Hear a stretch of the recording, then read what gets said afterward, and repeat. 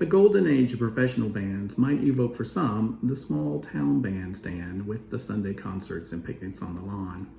The closest that many may come to this today are the Independence Day concerts, complete with fireworks. The first completely professional band in America was the Independent Band of New York, which was formed in 1825.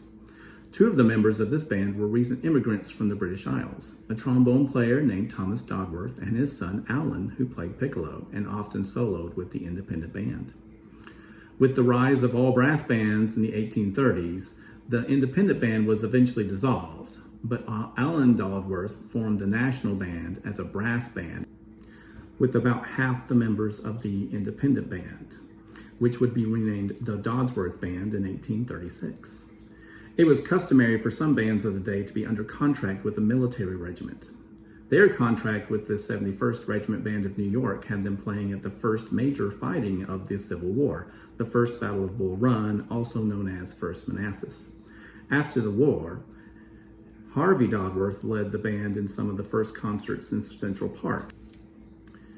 And with the addition of instruments such as saxophone, bass clarinet, and the helicon, made the ensemble more flexible. It could serve as a cornet band, a reed and brass band, or as an orchestra. It was not until the 1870s when Patrick Gilmore's band started to take the status of top band from the Dodworth Band. Patrick Gilmore was born in County Galway in 1829, and by the age of 18 had joined a military band stationed in Canada. After only 1 year, he left military service and moved to Boston, where he established his reputation as a cornetist. At the age of 23, he was appointed the leader of the Boston Brass Band, the first leader of that ensemble to play cornet, as the others had played keyed bugle. He stayed with the Boston Brass Band for 3 years before the Salem Brass Band lured him away with the promise of $1,000 a year and all the money you can make. The notoriety of the Salem Band led to other engagements, including the leadership of the Guards Militia Company of Charleston in the inaugural parade for President James Buchanan. This infuriated the Boston Brass Band as they felt they deserved the honor.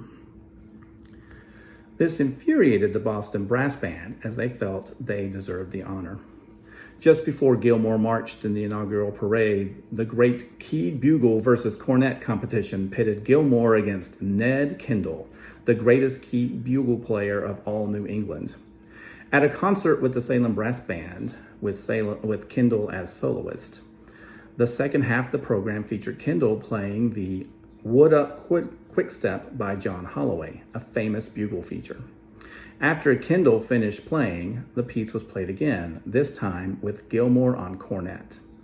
While the piece is very difficult for the keyed bugle, it was much easier for the valves of the cornet. Gilmore was able to just play faster and more accurately on the cornet. After the contest was won, Gilmore asked Kendall to take the podium while Gilmore sat as a section player in the next piece, showing his magnanimity. This meeting probably helped bring about the end of the keyed bugle and promoted the use of valve instruments. After 5 successful years with the Salem Brass Band, Gilmore heads back up to Boston to lead the Boston Brigade Band, which he quickly made a professional ensemble and renamed it Gilmore's Band. This ensemble was similar to the Dodworth Band. It had a large, flexible instrumentation that could be adapted for several different types of venues. During the Civil War, Gilmore's band enlisted as a unit and served with the 24th Massachusetts Volunteer Regiment from October 1861 until August 1862, when most of the bands were sent home in a cost-saving procedure. Back in Boston, Gilmore conducted many concerts to boost morale during the war. At a later point, the governor of Massachusetts asked Gilmore to reorganize the military bands in the state, and eventually Gilmore was assigned to General Nathan Banks, who went to New Orleans, where the general put him in charge of all musical activities under his command. It was because of his working with Banks that Gilmore creates the first of his oversized band concerts, an extravaganza for the 1864 inauguration of Louisiana Governor Michael Hahn. For the occasion, Gilmore assembled an ensemble of 500 Army bandsmen, plus drum and bugle players, along with a children's chorus of 5,000. During the last piece, Hail Columbia, he used electric buttons on his podium to fire 36 cannon in time with the music, while bells from churches throughout the town sounded to create a spectacular effect. By 1867, Gilmour embarks on his next great adventure, the National Peace Jubilee, which would take place in 1869. The plans for the Jubilee included building a hall that would seat 50,000 people, the need to find 1,000 instrumentalists and 10,000 singers from various cities around Boston. He also had to work with the Boston school system to create a large children's chorus, as well as have the Boston Organ Planning and Manufacturing Company, E&G Hook, build a large pipe organ for the occasion. The Jubilee lasted for 5 days, each with its own concert. They included an opening day concert, a symphony and oratorio concert, a People's Day concert on the third day. The fourth concert included Beethoven's Fifth Symphony, and the final concert featured the Mass Children's Chorus. Using the profits he earned from the National Peace Jubilee, Gilmour and his wife took a trip to Europe, where he may have gotten the idea for his third extravaganza, the World Peace Jubilee, which was held in 1872. This time he massed 2,000 band and orchestra players, as well as a chorus of 20,000 to perform in an auditorium that would hold 100,000 people. In addition to this massive ensemble, Gilmour invited several national and international groups to perform. Groups that played were the Band of the Grenadier Guards under Daniel Godfrey, the Emperor William's Household Cornet Quartet, the Orchestra of Johann Strauss, with Strauss conducting, the Kaiser Franz Grenadier Regiment Band under Heinrich Sarro, the National Band of Dublin under Edwin Clements, and the Garde Republicaine Band under Paulus. Among the American bands that were present were the United States Marine Band under Henry Fries, and the New York 9th Regiment Band under D.L. Downing. The musicianship of the European bands caused many bands in America to begin to raise their own standards of playing. It seems that after this last massive musical undertaking, Gilmour loses the taste for more extravaganza, which allows him more time for developing a touring group. So, in 1873, he accepts the leadership of the 22nd Regiment Band of New York. And as he had earlier, he renames the ensemble the Gilmour Band. Since the number of fine New York bands had grown, it was harder to find steady engagements. So Gilmour decided to travel to cities where fine bands were not so common. The Gilmour Band toured the US and Canada several times, and they even had a European tour in 1878. During this time, the instrumentation of the band started to look more like what we're used to seeing in today's ensembles. Gilmour's tenure with the band lasted until his death the day after his last concert on September 23, 1892. The band tried to continue on after his death, but even with musicians such as D.W. Reeves, who Sousa calls the father of the American band, and Victor Herbert, the band eventually loses many of its best players to a young director who had just started his own professional band, John Philip Sousa. John Philip Sousa was born in 1854 in Washington, D.C., where his father played trombone with the Marine Band. Sousa learned to play several brass instruments, but his primary instrument was the violin. In 1868, he enlisted as an apprentice for the Marine Band, where he served for almost 7 years. The next 5 years saw him playing or conducting in various theater orchestras, including playing under Jacques Offenbach in Philadelphia at the Centennial Exposition in 1876. It was while he was in Philadelphia when he first heard the Gilmour Band. In 1880, Sousa had composed and compiled music for a variety show, Our Flirtations, which he then took on tour. It was during this tour in St. Louis where he received a telegram inviting him to become the new director of the Marine Band in Washington, a post he eventually accepted. The group which Sousa found was lacking in both repertoire and musicianship, so he set about the task of improving both.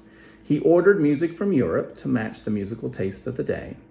and placed more rigor on the musicians than they had become accustomed to, while creating ways for the disgruntled musicians to be discharged quickly, bringing the number of musicians down to 33. But this allowed Sousa to recruit younger replacements so that he could reshape the band into a first-rate performing ensemble. While he enjoyed writing art songs and operettas, it is his marches that are most remembered of his music. From his first march, The Review, in 1873, to The Northern Pines and The Wildcats in 1931, Sousa wrote at least 136 marches, which earned him the title of the March King. Publishers started printing piano arrangements of some of his most popular marches in lots of 20,000. In 1892, Sousa makes two decisions that will help him become a very wealthy man. First, he negotiates a royalty contract for the publication of his music rather than a flat fee. And second, he resigns from the Marine Band and starts his own professional band. It was while he was on tour with the Marine Band that he was approached by David Blakely, who had organized tours for Gilmour in the past. Blakely offered Sousa 4 times his yearly salary of $1,500 and 20% of the profits to form and conduct a professional band. Sousa accepted. The band's first performance was on September 26, 1892, only 2 days after Patrick Gilmour's death. The band's instrumentation, even more than Gilmour's, looked more like a modern ensemble. For the 1893 season, Sousa was able to add 19 members from the Gilmour Band, including cornet soloist Herbert L. Clark. He worked very hard to please his audiences wherever he went. This is most notable because his band was able to continue to play to enthusiastic audiences even when most, if not all, of the other touring bands had gone under. Most of his programs would consist of 9 pieces, but Sousa would plan on playing an encore or two between pieces, starting the piece before the audience's applause had died down. It is said that he would announce the encore to the players who could hear above the applause, and the word would pass back through the ensemble. Experienced players who had the music memorized would start playing while newer members were still looking for their music. Sousa also incorporated solos in the concerts, usually after the first piece, and attended encores.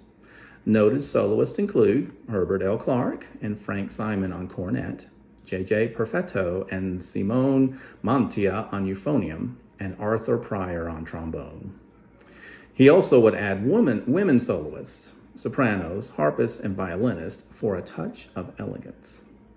The coloratura soprano Estelle Liebling sang over 1,600 concerts with the Sousa Band. The band toured yearly until World War I. During the years from 1900 to 1911, they toured Europe 4 times and had 1 world tour. The band was inactive during World War I as Sousa served in the U.S. Navy to aid the war effort. After the war, the band toured again until the Great Depression and declining health brought an end to the band in 1931. Edwin Franco Goldman was born in 1878 and learned to play the cornet. And by his teens, he was able to earn a scholarship to the National Conservatory of Music, which was then headed up by Antonin Dvorak. By age 17, he was considered a cornet virtuoso and was playing with the Metropolitan Opera Orchestra under such conductors as Mahler and Toscanini. In 1911, he formed the New York Military Band, which performed concerts on the Green at Columbia University from 1913 until 1922. By 1921, he had changed the name of the band to the Goldman Concert Band, but by 1922, he dropped the word concert from the band's name. Throughout much of his life, Goldman worked tirelessly to get composers of note to write music for wind band. His first attempt was in 1920 when he organized the first American competition for serious original band works.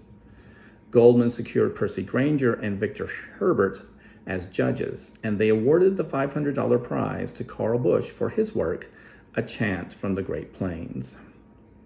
There was not to be a second Goldman Band competition.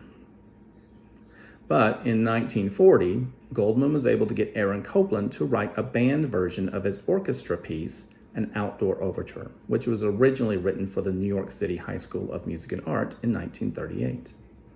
The band version was revised after Goldman's performance in 1942, but it was not published until 1958 by Boosey and Hawkes. The Goldman Band's first concert of all original works for band was played on June 21st, 1942. The first half of the concert had works by Goldman himself, Morton Gould, Leo Sowerby, Pedro San Juan, and Paul Creston.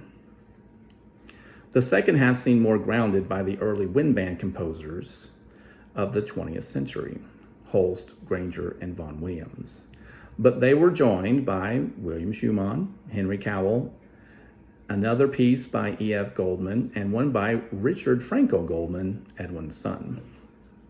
In January of 1948, the League of Composers held a concert performed by the Goldman Band in honor of Goldman's 70th birthday. The program contained some of the composers from the 1942 concert, with the notable addition of Darius Milhaud's Suite Francais on the first half. And the second half included the world premiere of Schoenberg's Theme and Variations for Wind Band, the first American performance of the three pieces written for La Cortèse Juillet. Mihalski's Symphony No. 19 for band was also on the concert. On June 22, 1953, a tribute concert was held for the Goldman Band's 2000th concert on the Mall in New York Central Park. In 1956, Edwin Franco Goldman died, leaving his son Richard to lead the band. After Richard died in 1980, Ainsley Cox became the conductor until 1988. The band was renamed the Guggenheim Band, and it was led by Gene Young from 1990 until 1997. David Eaton directed the band in 1998, and the group was officially disbanded in 1999 due to a lack of funding.